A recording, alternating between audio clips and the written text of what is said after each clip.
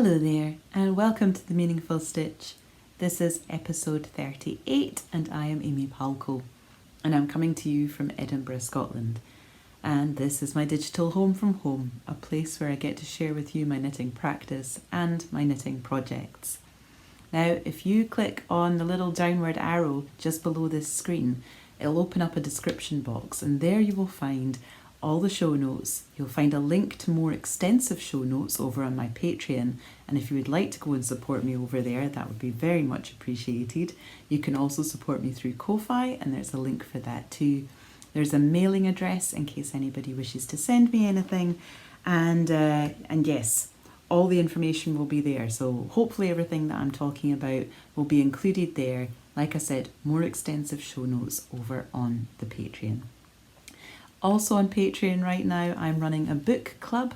We are reading The Raven's Nest by Sarah Thomas.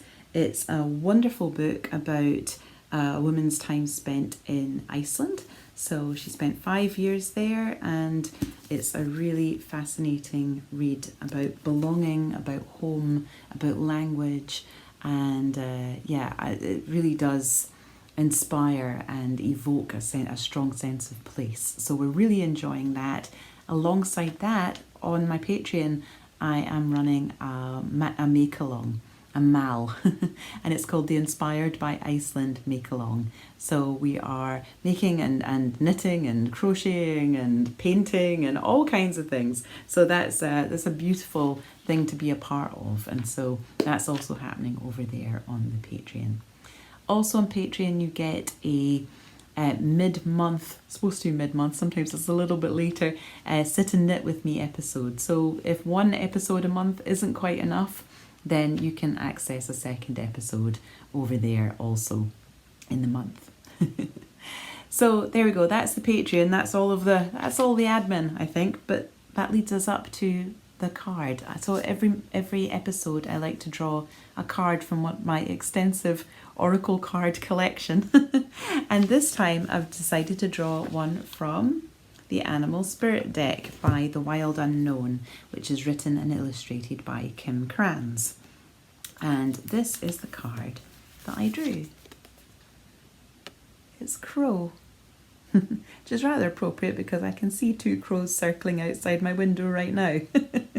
So the words from the guidebook say, Crow, spiritually strong, creative, watchful. The crow has long been a symbol of magic. A crow personality is drawn to the supernatural and has a gift for seeing the unseen, knowing the unknown. It is said that the crow holds within its mind's eye the three realities, past, present, and future. Crow energy is potent and should only be tapped into when the mind is clear. Those with crow tendencies must balance their lives with a healthy diet, joyful friends, and regular self-study. There we go. Well, as you might have seen from the very introduction of this video, it kind of featured crows as well, and that's because I went up north for a weekend, and the place that we stayed was surrounded by these beautiful tall trees that were heavily populated by crow's nests, and every morning we could hear them. They would wake us up with their cawing. It was quite something. So crow energy is very much with us. And yes, if we're looking at past, present and future, that sounds like what's off my needles, what's on my needles, and what will be on my needles. So also rather appropriate. But before we get to all that, let me share with you what I'm wearing. So this is my Magnolia, and it's by Junko Okamoto, and it is one size, and I'm not really a big believer in one size fits all. One size fits us all very differently. And but this is a one size design, and I've knitted it in Drops Nord. I think it's in the ruby wine colorway, I think. One of the things I love about Junko Okamoto's patterns is they're very complicated, and you just have to follow the instructions.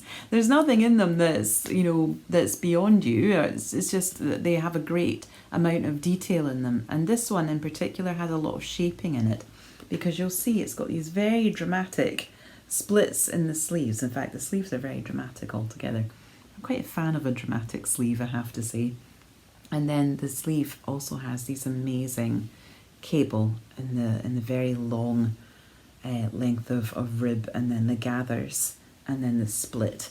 And then there's a lot of shaping that occurs around the back because, and I'll try and stand up a little bit to show you, it's actually shorter at the front and longer at the back. You see that? And that's because of a lot of the shaping that gets done up here and around here. So actually, I saw somebody had attempted to do this design without doing the split, and actually it fundamentally altered the whole shaping of the garment, and it didn't work, and it became far too tight around here, and they couldn't get their arm in. So that would have been disappointing, I'm sure. But they did then figure out exactly how to knit it without the split. So if you did want to knit it without the split, although I do rather like the split, and it's good for ventilation as well, then there are actually project notes for how people have adapted it. And actually I find that generally with the Junko Okamoto patterns is there tends to be a lot of project pages on Ravelry for them, and they tend to have a lot of detail about how to do modifications. So yes, I would recommend that you go and check that out, whether to make them smaller or larger, or or to do more fundamental things like removing a split in the sleeve, or to alter a neckline, or whatever. There's a lot of information in those project pages. They're a real mine of information. So there we go. That's the Drops Nord from Wool Warehouse, which is currently £2.60 a ball, I think, so very affordable yarn. And I think that's a wool alpaca nylon base. It's wearing very well, actually. I did re-knit these sleeves, so when I first knitted them they were a bit loose, and so they didn't create the gather, or the split didn't sit properly because this wasn't tight enough. So I ripped them back and used a much smaller needle and re-knitted both the sleeves, and now I'm really happy with how it with how it sits. So there we go, that's the Magnolia by Junko Okamoto, and the reason why I'm wearing that will become clear when we get to what's on my needles. But what's off my needles? Well, what's off my needles? Well, the third and potentially final, it's not final, I know there's already another one that I want to knit, Lento by Yona Hietala. Now, Rebecca of the Crea Bea podcast and I were hosting a Lento knit-along called the Let's Lento Cal. I don't know if you can hear the dog barking in the garden, but not my dog, somebody else's dog. But anyway, the Let's Lento Cal was run, and we ran it from I think the 5th of January to the 5th of March, I think was the dates. Anyway, it's finished now. People are still knitting the Lento. I think people will be knitting the Lento for a long time to come. It's a wonderful garment. It's very easy to knit. It's knitted at a larger gauge, so it knits up very quickly. It doesn't use as much yarn. We, Rebecca and I, drew all the winners for the Cal, and we shared that all over on Instagram. So that is now complete and finished, but I do recommend that you go and check out the hashtag on Instagram, Let's Lento, and you will see so many different versions. I think we had over 1,000 entries into the giveaway, so which was amazing.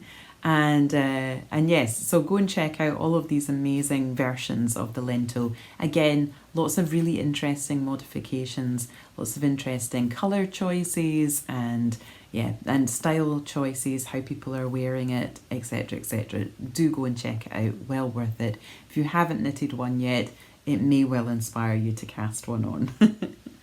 So I knitted a third one. So I had already knitted my Kinross 4-ply in the colourway Porridge with the speckled mohair from Cowgirl Blues in Sweet Dreams. So that was my first one. My second one was a Drops Nord. So actually I bought it at the same time as this yarn in kind of like a deep petrol shade, and it was held with a mohair that had a copper stellina, and I switched out the raglan increases for eyelet increases instead to make it more of an evening garment. Funny story about that. After I did the podcast, the following Monday, the last podcast episode, the following Monday I took it with me to Knit Night, where I met Rebecca and we drew the names for the winners of the Let's Lento Cal, and we both wore our lentos so we could get our photograph taken to accompany the announcement. I had specifically wanted to wear this version of the Lento to the weekend that I was going away for. And so on the Thursday I was packing to get ready for leaving on the Friday. I could not find my Lento anywhere. It was gone. It's all around the house. I could not understand where it had gone. And then it dawned on me that the last time that I'd had it was at Knit Night. So I gave them a phone call. I gave the bar a call to see whether it had been handed in, because if it wasn't there, it was going to be on the bus. I would have lost it on the bus, and that would have been it. It would have been gone. Like it would have fallen out my bag or something. And I spoke to the barmaid, and she said that she didn't think anything had been handed in, but she would go and check. So while she was checking, my heart was kind of dropping down through my body. And then she came back on the call and she went, "Oh yes, it's here. It's in lost property." So I got them to put it aside for me so I could pick it up the following Monday. But then of course I could not wear it on my weekend away. So sad times. In the meantime, I had knitted a third Lento. This time I had been knitting the size 3, but this time I knitted the smallest size 1. And that's because it's for my soon-to-be sister-in-law, and it was her birthday that weekend. So I knitted that one up in Drops Flora, and that's a wool alpaca blend. Let me see. 65% wool, 35% alpaca, 210 meters for 50 grams. So slightly lighter weight fingering. And I held it double with the Drops Kidsilk in the Almond colourway. So these two colours together. And I was a little bit concerned when I had knitted it up because it looked very small compared with the jumpers that I normally knit for myself. But my soon-to-be sister-in-law is very petite. So I was hoping that it was going to fit. I knitted the length and for the body and the sleeves as specified in the pattern. I just did a single rib rather than the folded neckband. And for the increases, instead of doing the increases specified in the pattern, I did make one lefts and make one rights to kind of create a more, what I felt was like a neater raglan increase. So I did that and I gave it to her on her birthday, and she was so delighted with it that she put it on straight away and she didn't take it off for the rest of the day. And actually the following weekend they were getting some pre-wedding photographs taken, and she wore the jumper for those photographs. So I think that means she likes it. The size was a perfect fit, you know, for her sleeve length and for the body length, and it sat beautifully on her shoulders. In fact, I'm going to pop a photograph of it with her wearing it here, so that you can see how beautiful she looks in it. And I'm really pleased with the way in which the colouring works with her colouring, and yeah, she's obviously very happy with it, and so I'm very happy too. So there we go, that's my first thing that's off my needles. The second thing that's off my needles is this. And this is the Corran Cardigan, and this is a test knit for Rebecca Clow, who's the Crea Bear. And I've knitted this in Di Gilpin's Lapland DK in the colourway Furze. That's Furze. And that is a Scottish word for gorse. So, you know, the yellow flower that you see blooming on the hillsides. We call that furze. So, and it really is a strong furze colour. So it's all over lace. It's actually very simple lace, and once you get going with it, you're quite quickly able to read what's coming and what you need to do. And it's knitted bottom up. So there we go, you can see it. This yarn is an absolute delight. It's 100% lamb's wool, and just like the Kinross 4-ply that I've mentioned in previous episodes, which is also 100% lamb's wool, it feels soft in the ball, but when you wash it, it's like a whole other level of soft. It's incredible, like truly, this is incredibly soft and just delightful. And yes, so this is a pattern which will be coming out on the 7th of April, so not long now.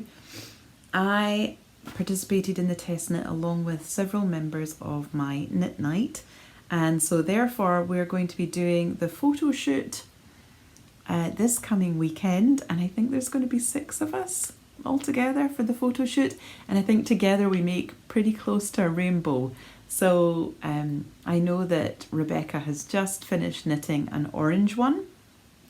I've knitted a yellow one, Jo has knitted a green one, and Maggie and Rebecca have knitted blue ones, and Celeste has knitted a lovely magenta one. So it'll be beautiful to see us all together wearing our gorgeous lentos. My buttons, I'm so pleased with my buttons. How beautiful are they? I'll hold them up a bit closer. You can see them. They're from Textile Garden, which are online. I'm really pleased with how they are looking and how well they match the garment. I feel they're quite a quirky choice, but I really like them. It's actually funny because it's quite a warm garment considering it's so holey, but it blocked out beautifully. And I made some mistakes in dividing for the sleeves and dividing to work on the side and the back. However, that was very much user error. I knitted on it very late at night and should have just put it down and started it the next day, but I did not. I carried on regardless and made a mess of it. So I had to rip that back and re-knit it. But then that's all just part of the knitting practice, isn't it? Is that we are going to make mistakes, and sometimes things aren't going to be finished straight away and on first time. Sometimes we do need to go back and make some fixes, and that was the case with this. So, but I did get there with it, and I'm so pleased with the result. I will pop a photograph up of me wearing it here. And yes, follow Rebecca as the Creabea on Instagram, and you go watch her YouTube channel as well, and you will see the results from our photo shoot, so which is very exciting. So there we go. That is the Corran Cardigan. It is an absolute beauty. I think there's going to be lots of people wanting to knit this. I already want to knit it in 2 other colours. I got some Drops Muscat, which is a mercerized cotton DK, and I got it in a lovely taupe shade, which is kind of quite bronzy. And I'm going to knit the short-sleeved V-neck version, because this is the long-sleeved round neck version, but there is also a short-sleeved and a V-neck version. So I'm going to use that cotton to knit myself a V-neck short-sleeved version, because I think that'll be a really handy summer item. And I'm also really wanting to knit myself a black version using my JC Rennie Super Soft DK that I used for my Ilya jumper by Caitlin Hunter, which you would have seen in a previous episode. So I have enough of that left, because it actually doesn't use a huge amount of yarn because of the open lace work. So I'm thinking that would make a really lovely black cardigan. But I can cast that on now because our clock's changed and we have so much more light now. It's ridiculous. It makes such a huge difference in Scotland as we move towards the summer solstice. When we cross over that spring equinox, you really, really notice the difference. So knitting with black yarn is suddenly back up as a possibility for me. And I think a black Corran cardigan would be just stunning. So there we go, the Corran Cardigan by Rebecca Clow in Lapland DK Furze. And that's my 2 finished objects. But I have 4 works in progress. So, first work in progress. So after I finished the last Lento, I should just call it the 3rd Lento, because I do have plans for one more for my daughter, and I haven't knitted that yet, but it is also going to be in charcoal black. So again, I do now have the light to do that, but I haven't cast that on yet. What I cast on instead was a half and half wrap. Yes, I know, but it's such an easy, and what I find certainly a very comforting knit. I think of it as my social knitting. So it's the knitting that I can pull out when I need it, when I'm talking to somebody, or at knit night, or in the car, or when we're watching something with subtitles, or all these kinds of things. So I'm not like masses through it. It's a casual in-between project, but I did cast it on before I knew what I wanted to knit on next. I am doing what I always do, which is slipping the last stitch with my yarn held forward to create a smooth edge. And I have switched out my wrap and turns for German short rows. So these are all double stitches along here. The yarn is Woolly Knit British Wool, and this is one of their new colourways, and it is in the colour London Brick. This is one of my acquisitions of the month.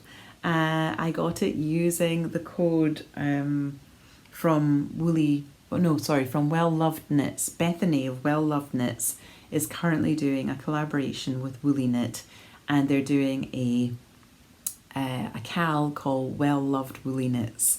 And she had a code which is expired, I think, on the 31st of March.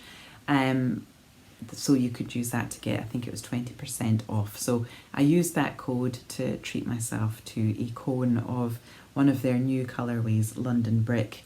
They do also have a lovely lilac colour, and a couple of sort of beigey and browny shades as well. And there was one other colour which I can't remember now, but I got myself the London Brick. Really pleased with it. I think it's completely glorious. The knit along for Well Loved Knits, I think, goes on till May 5th, could be.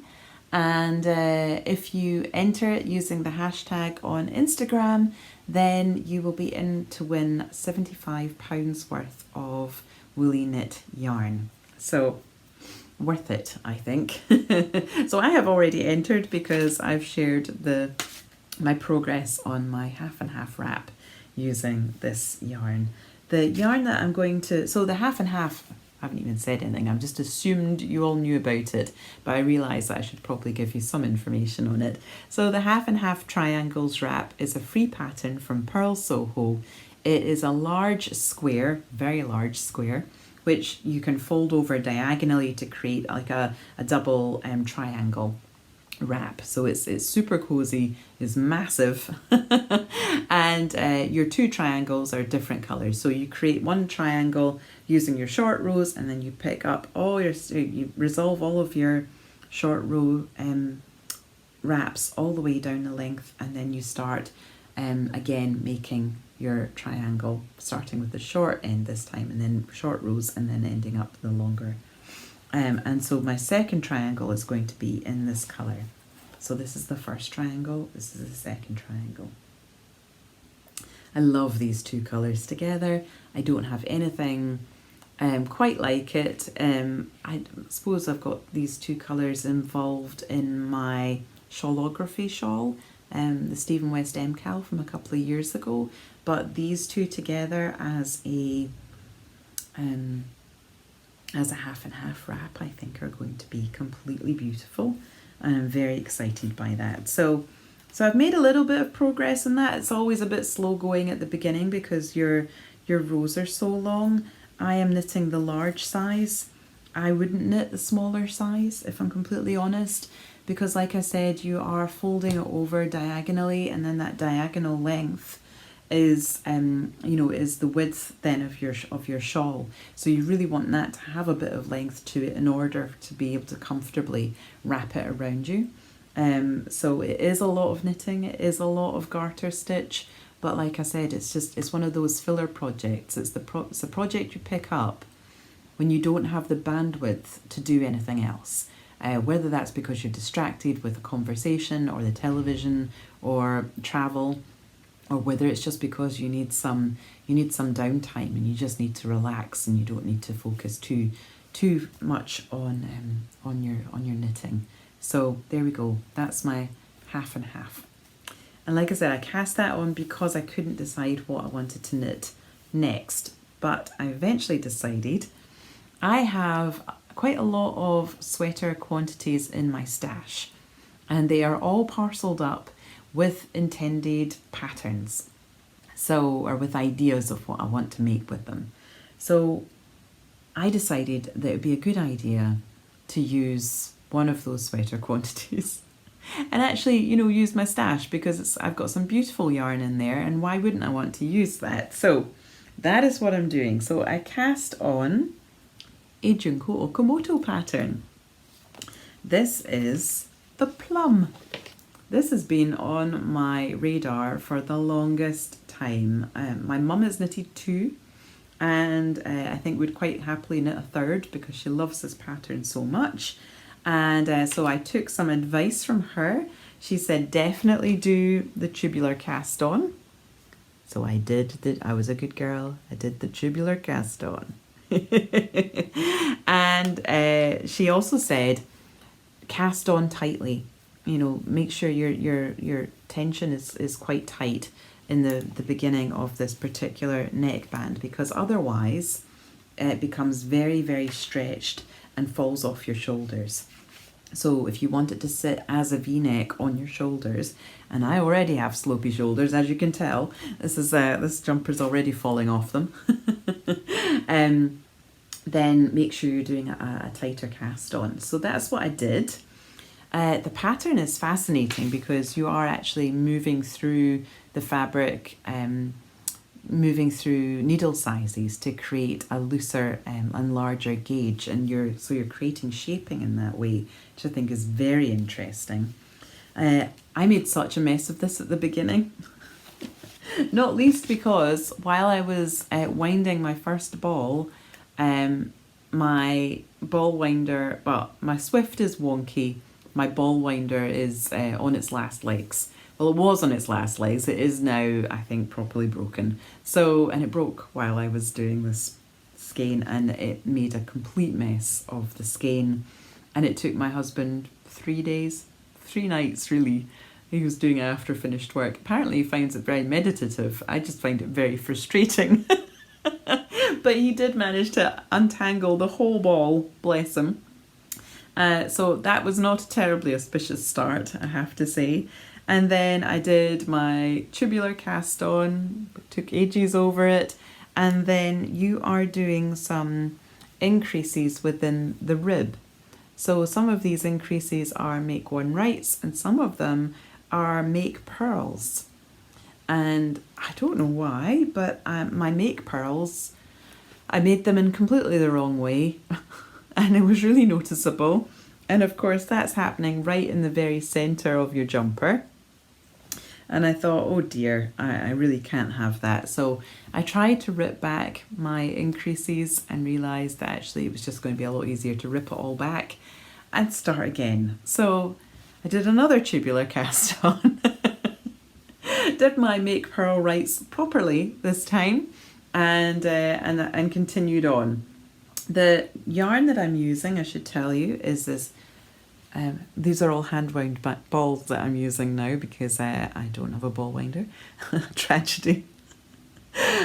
So this is like a natural shade that's got these grey and rust speckles. It's from Cowgirl Blues. This is their Merino Twist base, and this colourway is Under Pressure. And I will show you, you can tell which balls are mine because my balls are always egg-shaped, and this very neat round one is the one that my husband did. So this was the one that got in a tangle. Again, I don't know why mine always come out looking like this, but they do, and that's fine. I'm okay with that. But there we go. This is Under Pressure, and it is a glorious colourway. It is merino, I think it's merino nylon, is it? Let me double check that before I... No, it's 100% wool. 100% superwash merino wool. And it is 300 metres per 100 grams. So it is sport weight, and this pattern calls for sport weight. So my problem was I didn't have enough of the Under Pressure colourway.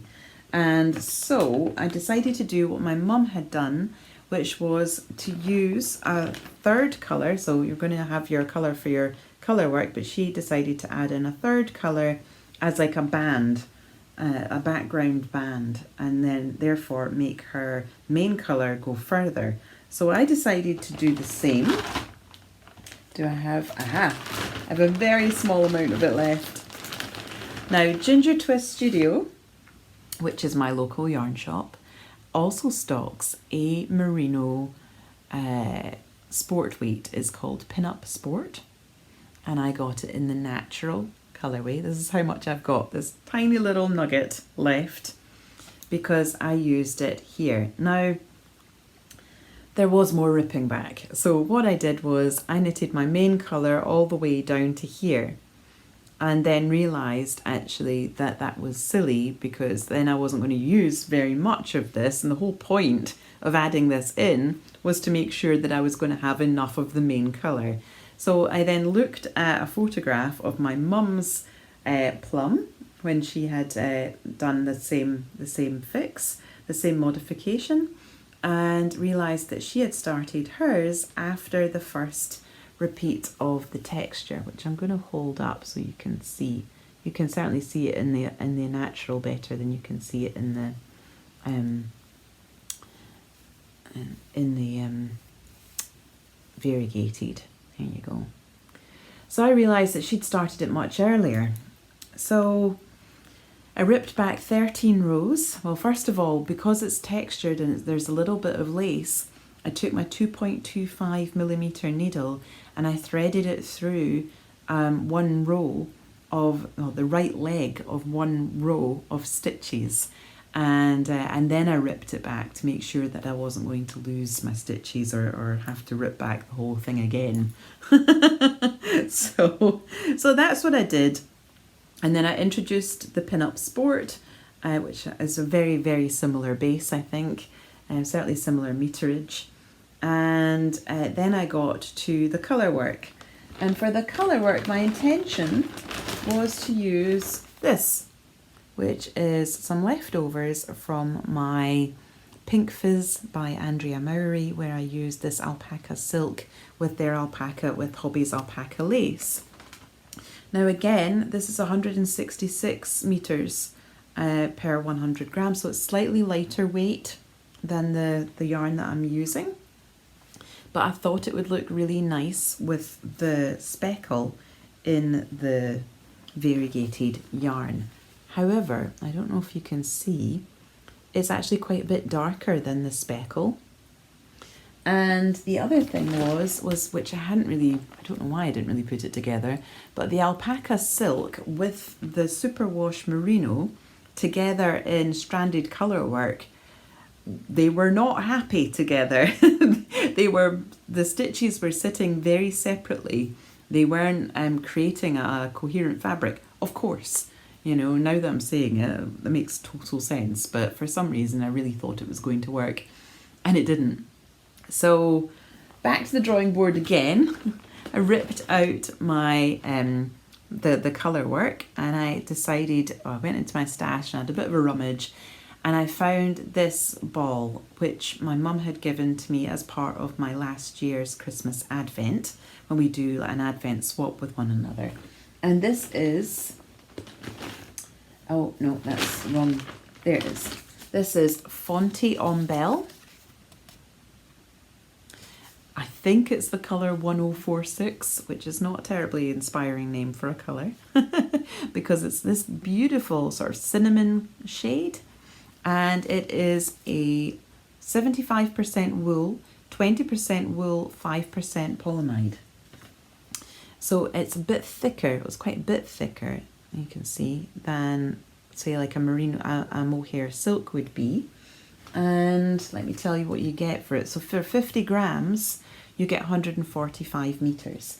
So it is quite a bit thicker than mohair silk. My other option would have been to have held 2 strands of mohair silk together and to use that instead.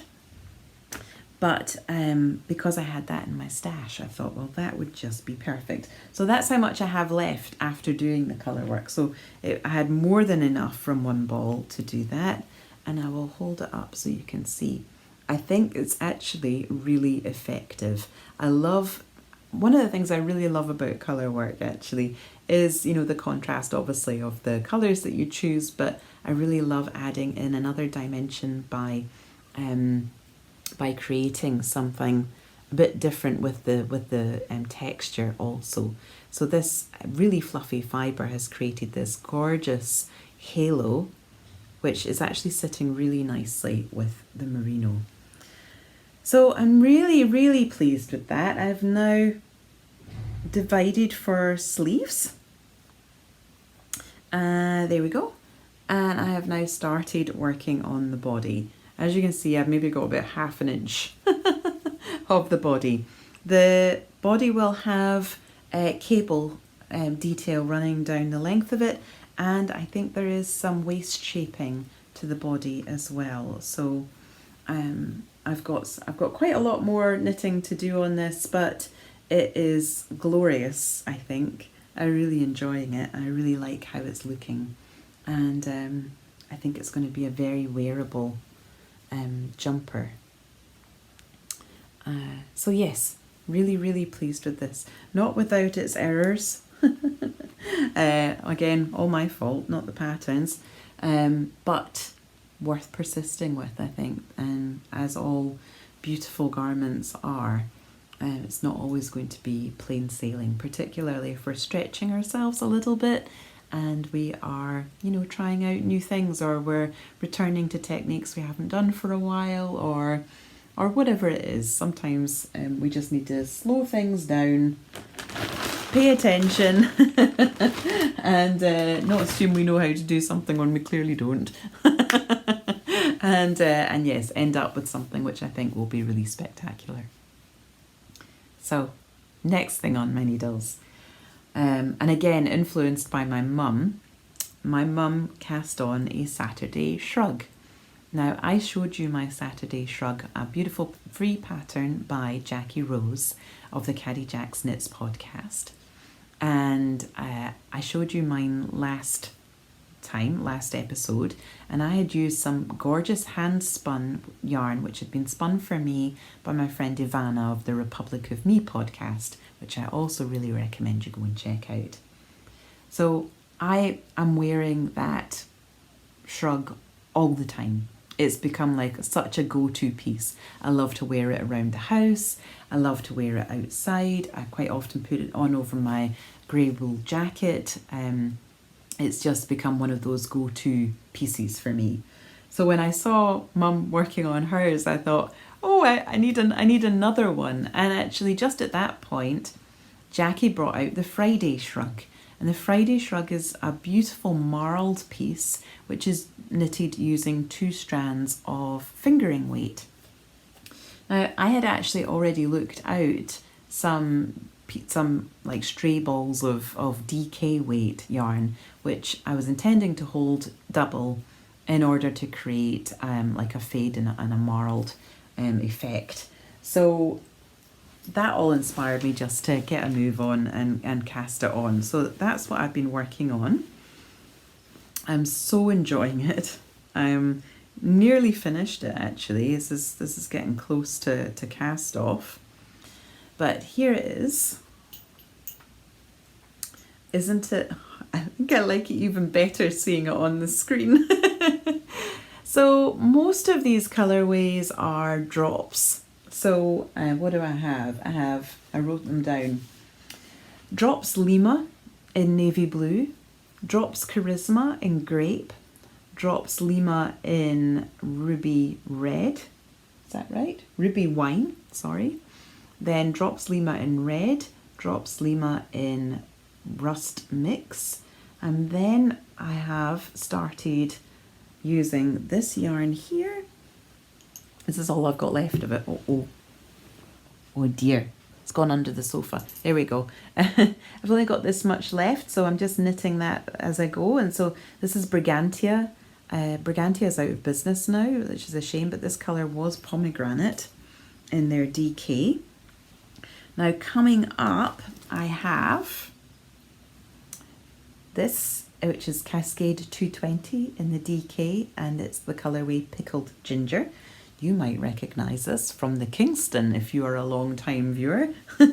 Kingston the second, to be precise.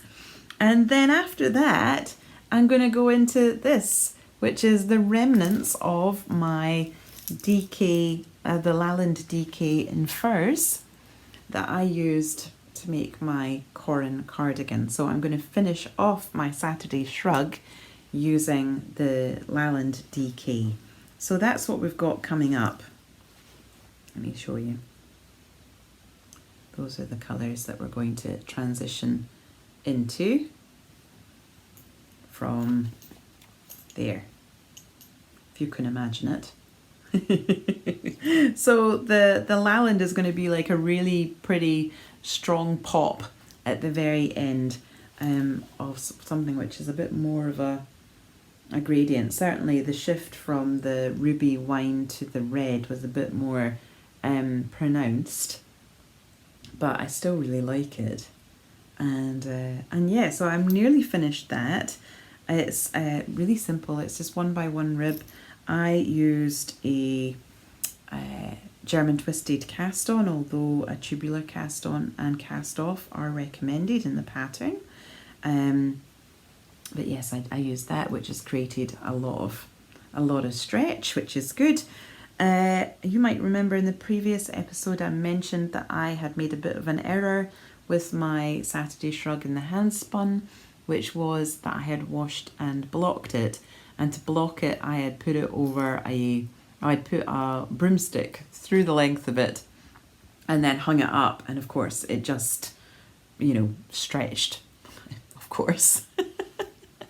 And because of that, it had stretched beyond what I could then use it for. So I re-washed it and reblocked it and kind of bunched it up a bit more and let it dry on the ground on a towel. And that took a lot longer to dry because, dearie me, Scotland in springtime is a damp place and it's been cold. So it's nice and warm in the flat, but it does certainly take longer to dry things in the cooler months. So it did take a longer time to dry, but eventually it did. And like I say, I wear it all the time now. But I'm going to take my cue from that, and I'm not going to wash and block this. I'm going to just give it a bit of a steam block instead. So there we go. That is my third work in progress. Not too much further to go on that one. Oops, now I've got, oh dear. Oh, I should also say I've got a beautiful project bag here, and it was a gift from Needle and Fred, and her mum makes these gorgeous project bags, and it's got like this little notions purse as well, which has got like one of those magnetic closures on it, and some lovely stitch markers as well, which are her logo. Here we go. So it's a love. These colours are so me. So that's beautiful. So that's what's keeping my project safe in there. Okay, so I'm going to move some things because I'm just surrounded with projects. to show you my fourth and final whip. So, as you may know, I am not a sock knitter. I don't particularly enjoy knitting socks. The last few years I've had to knit kilt socks or kilt hose for my sons and for my daughter's partner. Kilt hose are obviously, well, they're knitted on DK weight, so they're quite, they're thicker socks, but they have got cables on them. They run the whole length of the lower leg, and then they've got a large folded over rib, and then it's for men's feet, and men's feet are big, and anyway.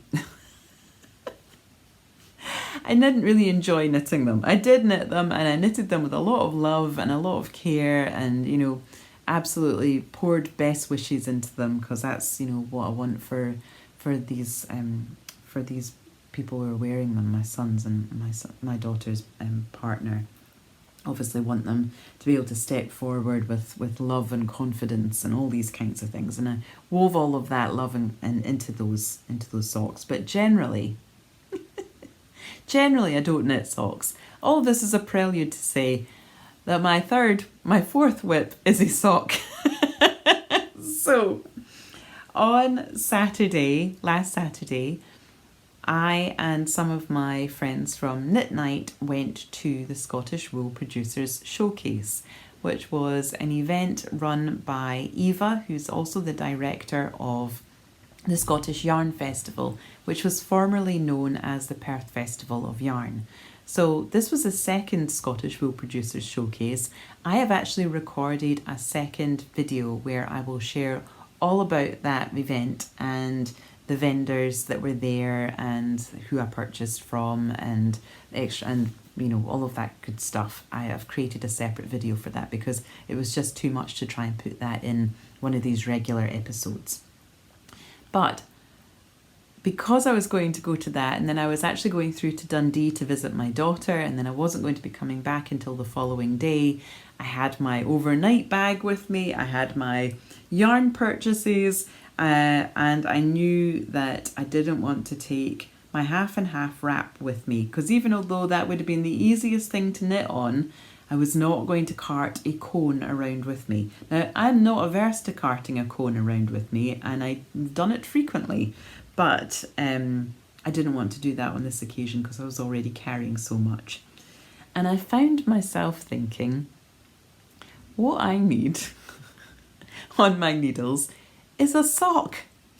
So last year, I went to Bannock Yarn Festival, and I purchased 2 skeins of yellow sock yarn, and it was from the company My Mama Knits, who is Sunshine Stewart, Sunshine_Stewart on Instagram.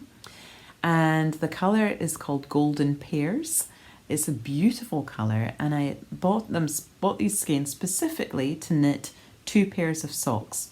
And this is because I had heard Ruth on the Ruth Loves to Knit podcast talking about this this project by a doctor for Marie Curie, who runs hospices, to create or to gather up hand knitted yellow socks, pairs of hand knitted yellow socks. There we go. Spit it out, Amy. And give them all out at Christmas time. And apparently they've done this for a number of years. I think this is the 5th year, and I really wanted to participate in that. Did I manage to finish them? Did I even cast them on, actually, in order to be able to give them for last Christmas? No, I did not.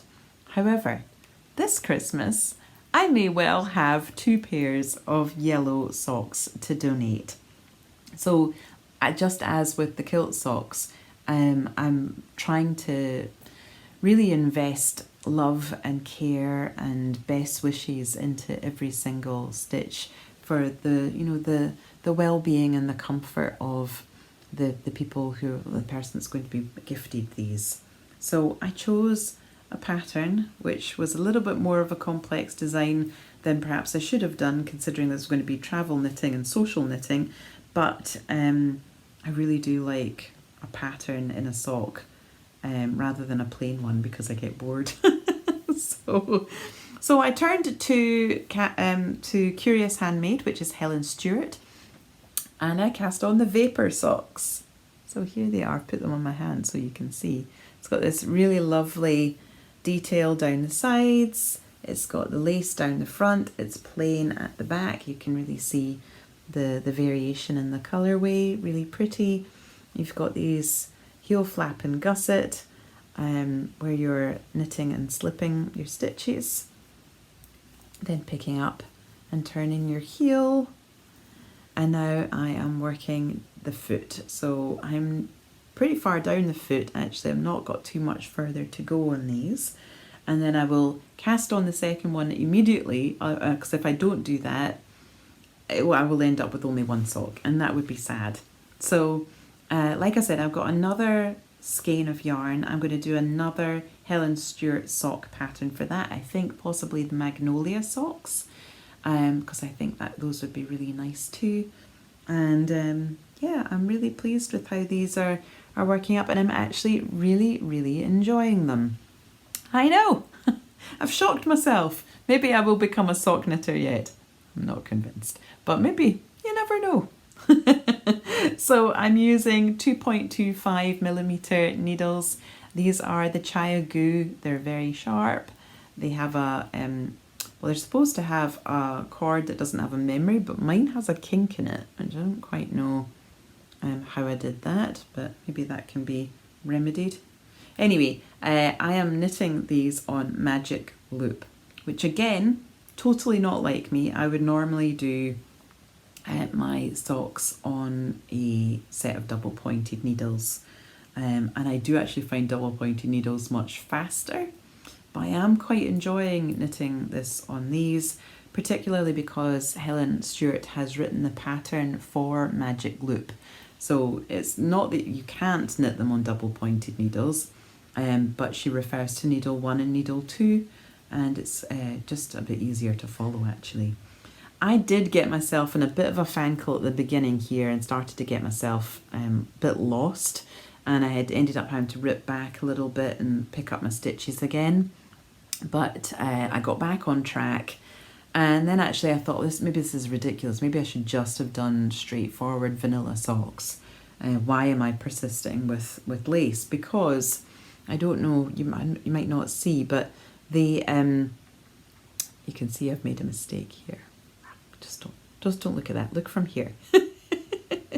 The lace pattern on the side doesn't really correlate to the lace pattern on the central panel, and so it's quite difficult to memorize. And somebody at Knit Night, actually, I think it was Raya, asked me if I had a chart, and I said no. I thought it was just written out using Helen Stewart's regular way of writing patterns, which is in a spreadsheet.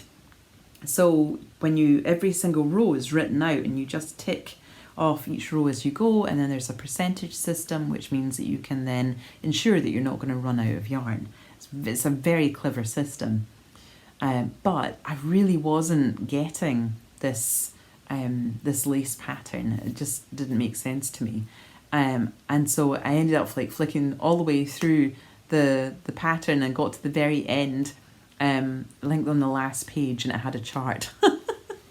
And as soon as I looked at the chart, I was able to understand what was going on where, and from that point on I've not made mistakes. But I do see that I did make a mistake at the beginning here, but I don't think it will really make too much difference. Anyway, so there we go. That is the Vapor socks. They were part of Helen Stewart's Sock Society a couple of years ago, I think. So they all kind of had atmospheric names and inspiration. So I will knit the second one and hopefully not make too many mistakes in that one, because I will actually know what I'm doing. Again, hand wound ball in the shape of an egg. So there we go.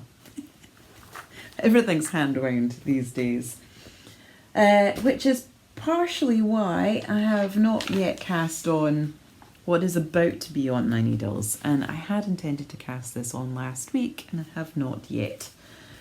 So in my Patreon, as I said, we're doing this read-along of the Raven's Nest book by Sarah Thomas. And I have this make-along called Inspired by Iceland. And so my intention is to knit a cowl which has been designed by an Icelandic designer, who's Linda Björk Eriksdottir. And she has designed the beautiful Minster cowl, which has colour work designs and stitch patterns which date back to the 16th century from Iceland and Scandinavia. It's a beautiful design. I will pop a picture of it up here so that you can see it.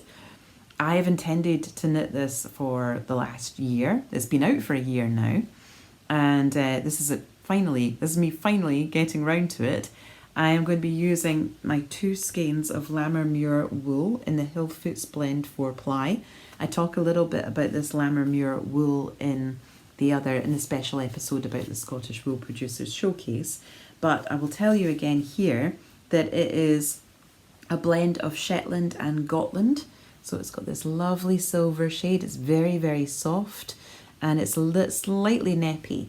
So this is going to be my main colour, and my contrast colour is going to be this, which is Hillesvåg Solje in the colourway Cognac.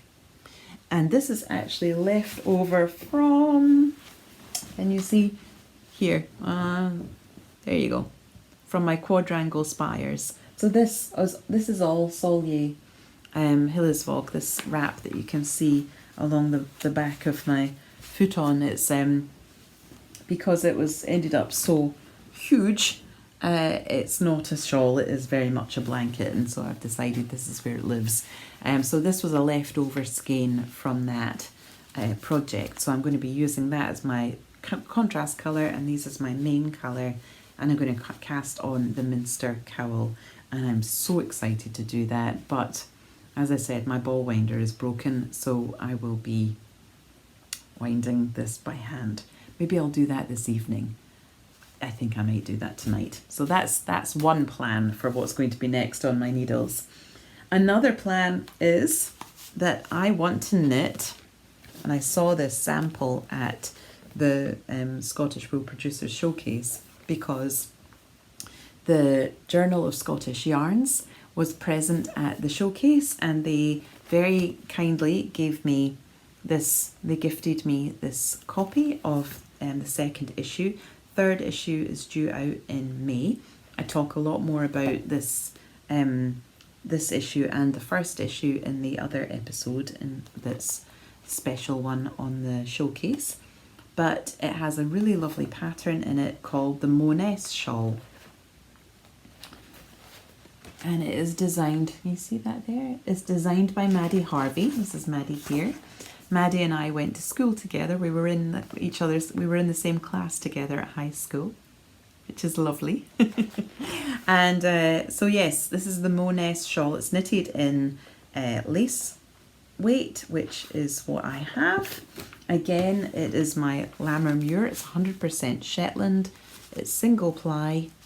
It's 400 meters per 50 grams, and I have 3, so I have more than enough to do the project. What I'm actually really tempted to do is to dye it.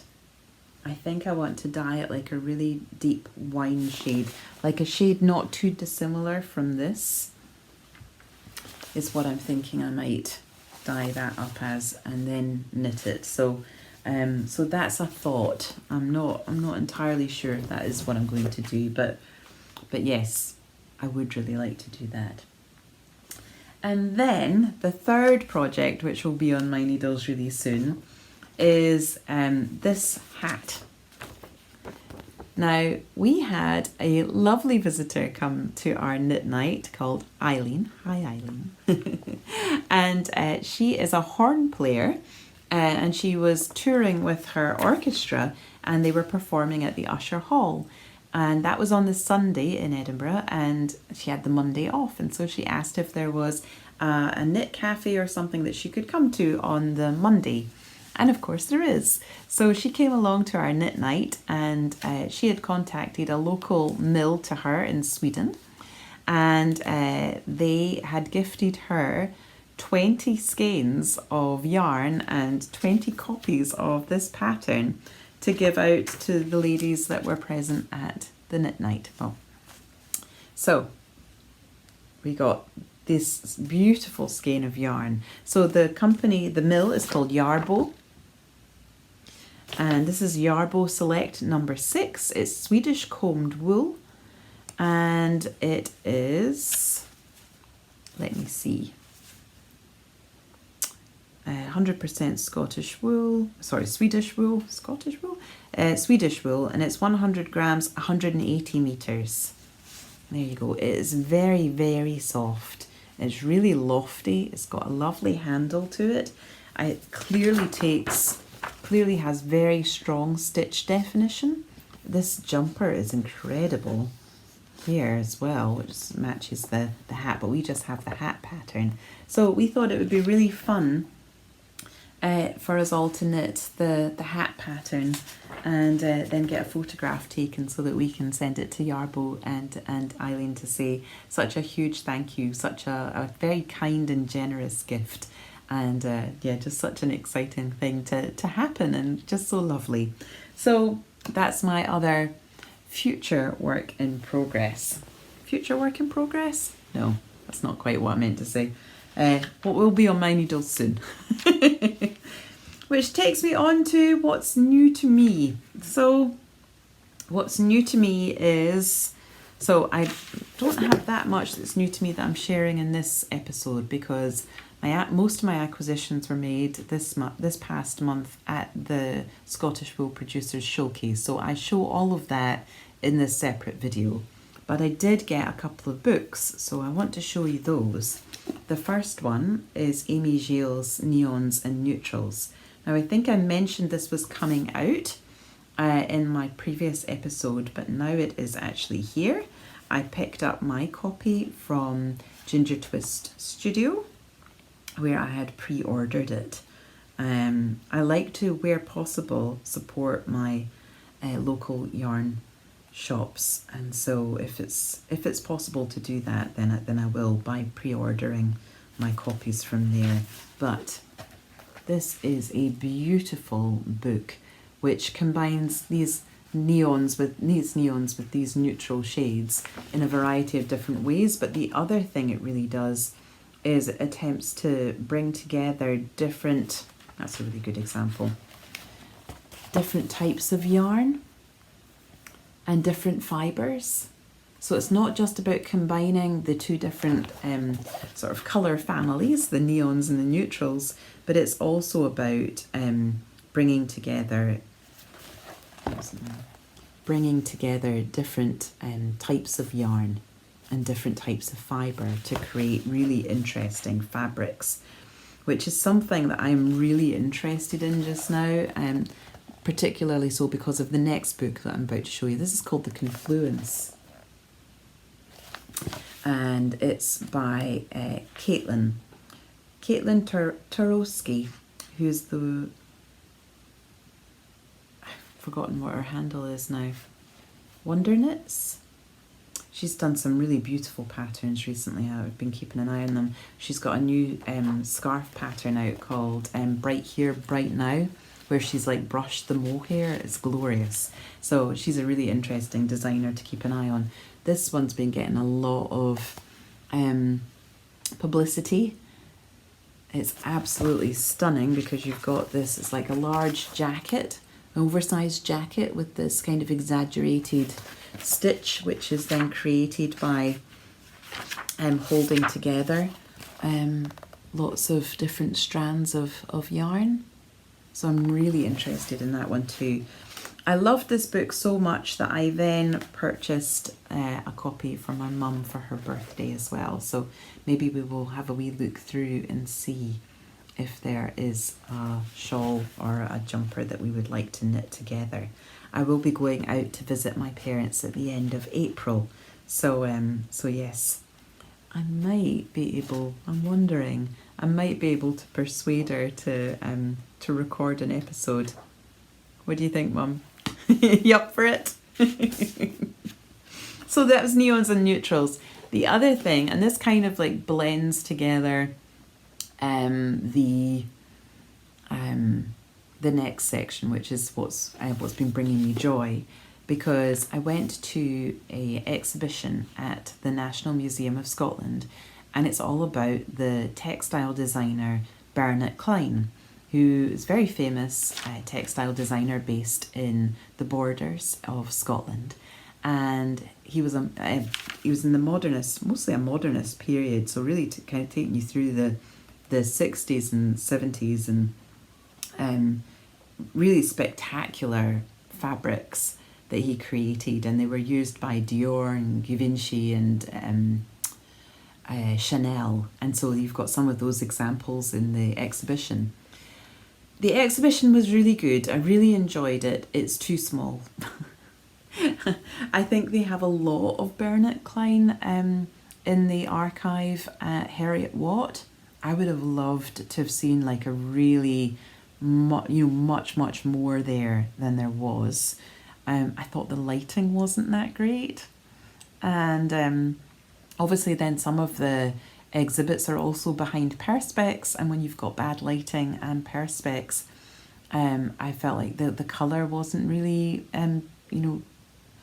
as vivid as it could have been, which was a bit of a shame, because actually when you start moving around the exhibition, you start with a video, and in the video there's a dyer talking about some of the conversations they would have with Bernard Klein. Apparently he would bring in like a leaf and he would say, I want this colour dyed up, not this colour at 5 o'clock this evening, but this colour right now, because it'll change, with the changing light. So there is in the exhibition an awareness that Bernard Klein was very specific about, the colour that was being presented and the importance of light. So I think that's the only reason why I'm really bringing it up, because I felt a little bit disappointed that the lighting wasn't as good as I felt it could have been. And I did feel a bit sad that it was such a small exhibition. It is free, and it is open until, gosh, did I write it down? No, I did not. Oh no, I did. 23rd of April. It's open till the 23rd of April, and it's in the National Museum of Scotland in Edinburgh on Chambers Street. So if you're in the neighbourhood, definitely go check it out. I, after having gone around the exhibition, felt that I really needed more, and so I bought the exhibition book, which is completely fabulous. I love it. There's actually each chapter begins with a quote, and I really loved the quote that began this chapter, chapter 2. Many people may consider clothes and colour unimportant and trivial. In isolation and taken out of context, they are. But as part of a full life, which to me means a life composed of many simple, small pleasures, colours and clothes are at least as important as food and drink, but perhaps nearer in their source and in the senses that they satisfy to music, poetry and painting. I thought you might really appreciate that, because maybe I think that's how I feel about colour and clothes, and I suspect, seeing as you're here, you might feel that way too. But the book itself is glorious, and I did buy it because I thought, just for colour inspiration alone, even if you weren't to read it and you were just to look at the beautiful close-ups of the fabric, then that alone would be worth it. There is the Chanel suit. I love how the jacket is kind of the horizontal and vertical tweed, and the skirt is on the diagonal. But also, I don't know if you can see that actually it's really open work. The weave is really open. It's just such a beautiful book, and like I said, very, very inspiring. There's also a bit here about some of the knitting patterns, because Bernard Klein's wife, Margaret, would produce knitting patterns, and they produced their own range of hand knit yarns, yarns for hand knitting. So there's a bit about that as well. I'm trying to find something specific to show you, and of course, can I find it? They use things like ribbon and mohair mixed in with their wool. to create really fascinating textiles. He would paint kind of quite abstract images and then create rugs from the images. They did a lot of soft furnishings and textiles for the home. They had a beautiful and really very different home. This is it. Here, it's a very modernist home. There's a book written by his daughter on called The See-Through House. That's some of the images from inside the house. So it's I felt as though the book provided the depth and also the colour inspiration. And I came out of that exhibition feeling very inspired, and I felt like I was being dared to think about colour in more adventurous ways than I have. And I think I'm already quite adventurous in my approach to colour, but I really felt very, very inspired by that and very excited by the possibilities. So yes, that's an acquisition, but it was absolutely something that was bringing me joy too. Which then very seamlessly brings me to the what's been bringing me joy section. So what's been bringing me joy? Well, one of the things I did this month was I stayed over for a weekend with my grandma. My grandma turns 90 next month, and she has lots and lots of amazing family photographs. And some of them are in albums, but a lot of them were kind of sitting in piles, and they weren't all that easy to access, and they weren't in any kind of order. And we were already in that place where she had inherited photographs from other family members who are now no longer around, and we didn't know who was in those photographs. And so what I wanted to do was to go through the photos with her and make notes on the backs of them who were in each photo. And then I had purchased some photograph albums from Paper Chase, and we put the photos in those albums to kind of bring them together, curate them a little bit, put them in some kind of order, but also to make them more readily accessible for my grandma so that she can pick them up and look at them at any point. So we had a really lovely weekend of working through these piles and piles and piles of photographs. And we've got photographs of her grandparents, so my great-great-grandparents. And, it was just really lovely to meet them again through the photographs and through the stories that Grandma remembered about them, and her experiences and memories of them too. And it was a lovely way to spend a weekend. I have since gone back to Paper Chase and purchased more photograph albums because I am now inspired and I want to work through our photographs in our house, because I have 2 large Pampers boxes. These are disposable nappies, diaper boxes. My youngest is 21. So that shows you how long I've had these boxes for. So I have these 2 large boxes absolutely stuffed full of photographs. And then my husband also brought back lots of photographs from Australia after his dad passed. So we need to put all of these into some kind of order, and again make notes of who's in them and all of that kind of thing, just to kind of preserve that level of information. I feel that's really important. That legacy piece and that inheritance and that responsibility feels very important and significant, and one that I really want to step up for. So yes, I've now got more photograph albums. Paper Chase are actually closing down. They are in liquidation. I think the name has been purchased by Tesco, so you might still see Paper Chase as a brand, but the actual shop itself will no longer be present. So they have discounted a lot of their stock quite heavily, and so I managed to pick up 4 photograph albums, and I think they were 70% off. So I think one should have cost about £16, but I got 4 for under 20. So yes, I got those, and that's part of my intention to start working my way through our our photograph albums after having done the same for my grandma. The next thing that's bringing me joy are my plants. Do you know, I love plants, and I have quite a few of them in my house. And they are really kind of coming back to life after the winter period. They're really starting to push out new leaves, and they are, like my oxalis, for example. I was prepared for my oxalis to die back completely over winter, but it didn't. She stayed with a couple of leaves, not very many. She was a bit sparse, but over the last couple of months, she's been pushing out more and more and more leaves. And now she's looking fantastic. So I'm really pleased with her. My hibiscus, Hermione, is doing beautifully. She's had lots of buds and blossoms on her.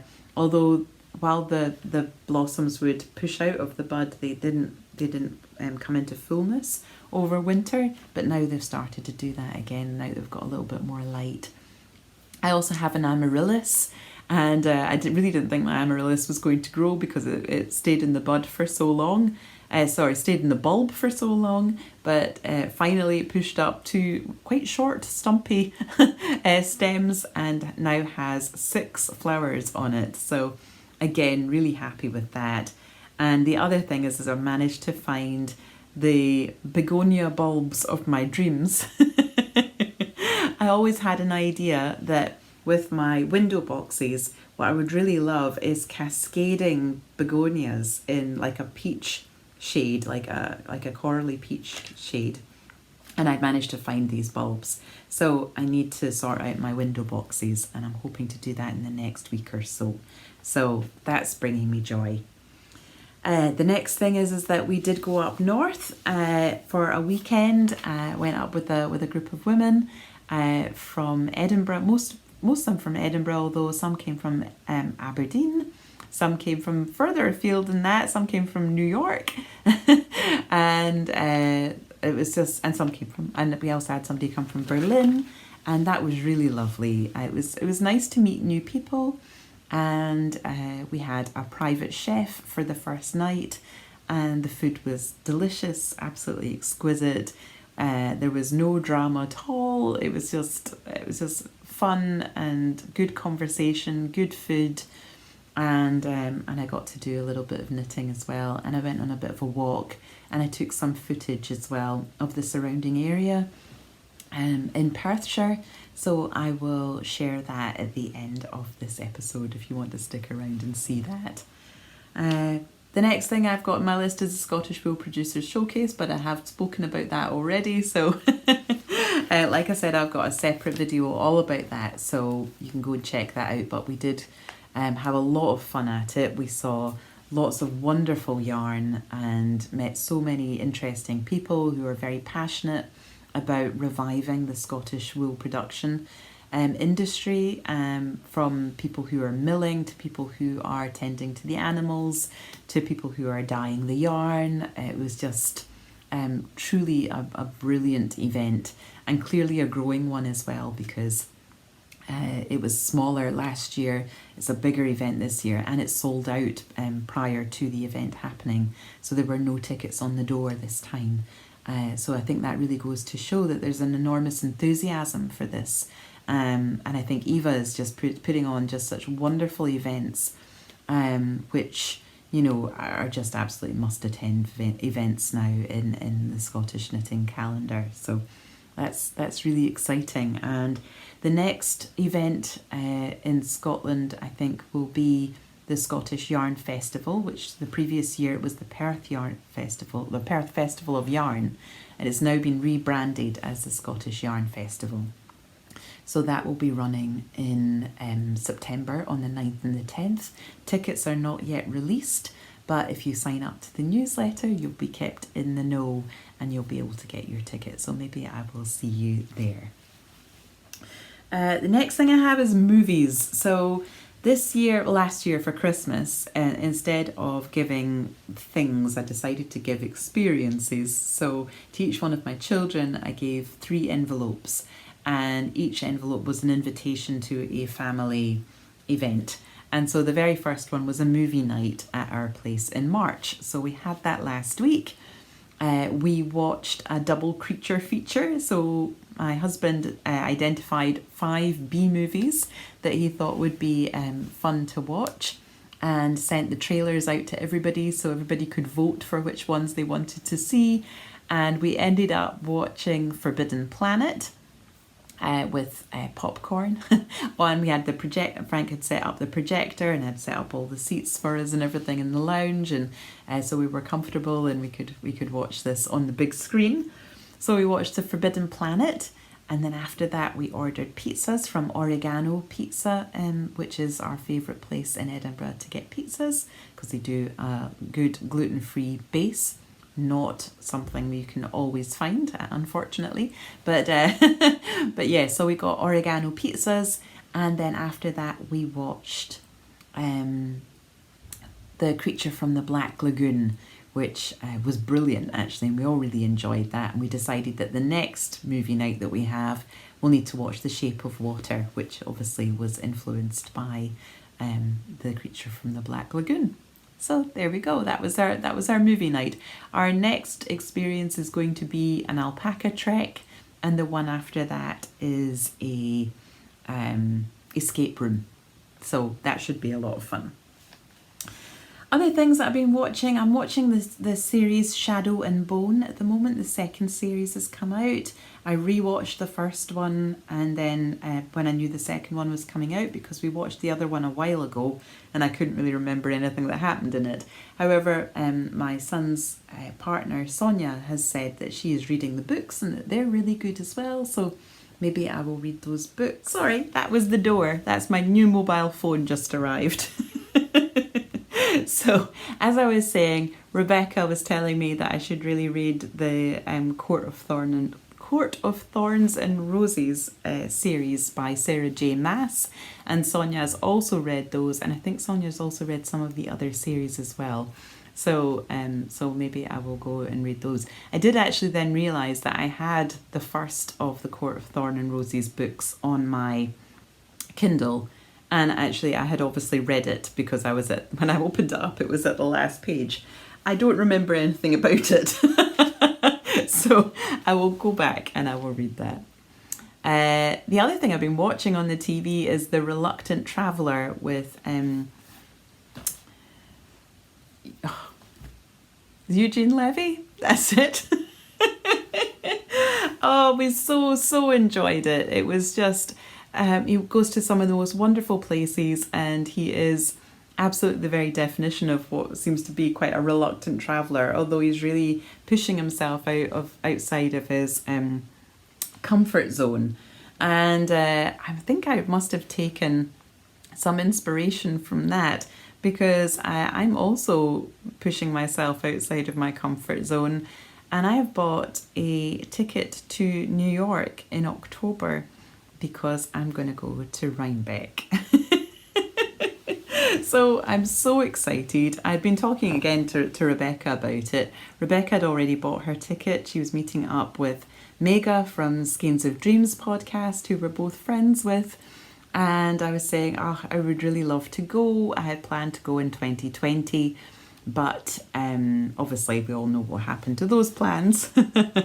And she mentioned that actually the accommodation that they had set up for Rhinebeck, actually they had an extra bed, and so I could take that. And so it turns out there was room for one more, and so I bought my ticket. So I'm going to be at Rhinebeck this October, and I haven't flown since 2019. I will have flown, I'm flying over to France in April, so it won't be the first time since 2019, but it will be the first long flight in quite a long time. So, and it is really pushing me outside of my comfort zone, but I'm so excited to meet everybody. I'm so excited to be at that event. It's one that I've seen, so many others talking about, and I've not actually, ever experienced that kind of scale of a yarn event before. Edinburgh Yarn Festival was a big event. I think compared with Rhinebeck, it's a small event. from what I'm imagining anyway. So I'm hugely excited about that. We are planning already. We're already planning what to wear, and some of it's including jumpers that we've not knitted yet. So so it's a very definition, I think, of slow packing rather than slow fashion. We're packing very, very slowly by first knitting the garment. So I think that will be amazing. And if you are planning to go to Rhinebeck, please let me know. And if you have been to Rhinebeck before, I would love to hear your experiences of it. And if you've got any tips on how to make the most of that experience. I think we are intending to go to Woolen Folk on the Friday beforehand. And I'm opening up to it. I'm looking forward to it. I think it will be amazing. I actually had a lovely lunch with Rebecca and with Laura of the Knitting Posse podcast, who is currently living in Edinburgh. And so we met up for a lovely lunch the other day there, and Laura was saying that Rhinebeck is absolutely one of her favourite events out of the whole year. And so she thinks that we're going to have a great time. So I'm taking her guidance on that and really leaning into it. And I think we're going to have a fabulous time. So, so on that note, I'm going to finish up with a poem because I think it's a poem that actually does speak to this a sense of being the reluctant traveller, but who is ready to kind of spread their wings a little bit and open up to life. So it's a poem by Mary Oliver, and it's called I Don't Want to Live a Small Life. I don't want to live a small life. Open your eyes, open your hands. I've just come from the berry fields, the sun kissing me with its golden mouth all the way. Open your hands, and the wind-winged clouds following along, thinking perhaps I might feed them. But no, I carry these heart shapes only to you. Look how many, how small but so sweet, and maybe the last gift I will ever bring to anyone in this world of hope and risk. So do. Look at me. Open your life. Open your hands. So, my loves, I am wishing you all good things. I hope you've enjoyed this episode, and I will be back again really soon. You take good care.